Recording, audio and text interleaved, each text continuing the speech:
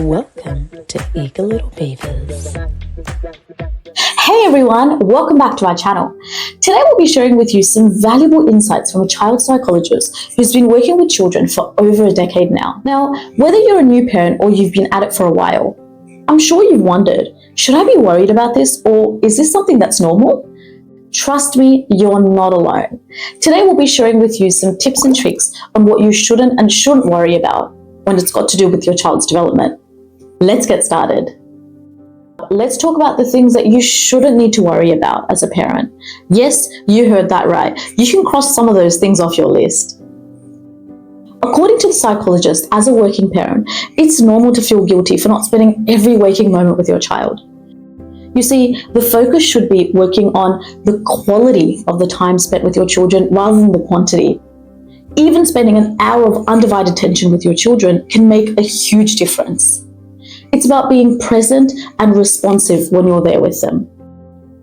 Another common worry, milestones. You see, every child works at their own pace, and it's really easy to be bogged down in comparing your child to another. But we need to focus on their individual progress and celebrating the small wins. And if you are a bit worried, feel free to seek out a pediatrician. They are the best resource. Changes in routine can also be a big stressor for parents. But let me tell you, it's okay to be a bit more flexible sometimes. Whether that be sleeping in late in a holiday or skipping a nap, it's okay. You know, there might be a few issues here and there, but there's nothing that can't be fixed.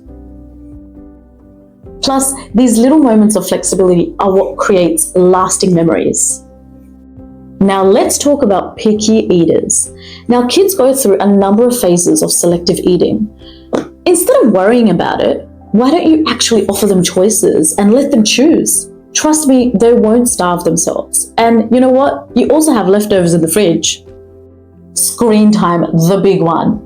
You know, rather than worrying about having too much screen time for your child, why don't you sit with them and make it a shared activity? Talk about what you're watching together and make it engaging.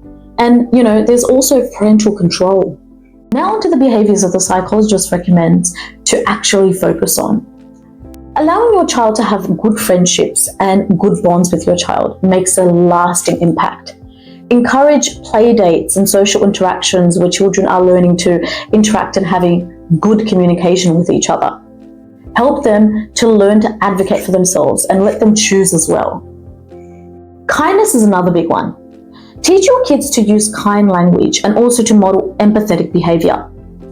Give them scenarios or situations where they need to be kind and what options are to take. Educational choices can often be overwhelming. But you see, nothing is set in stone. If something isn't working, try and make changes. Trial and error is part of a learning process. And finally, happiness. Check in with your kids and see how they're going every day. Validate the emotions and talk about how they're feeling. If they show signs of distress or anxiety, don't hesitate to seek help.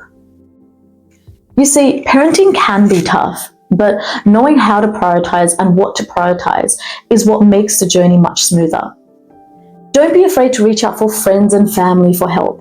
And remember, we're always here for you too.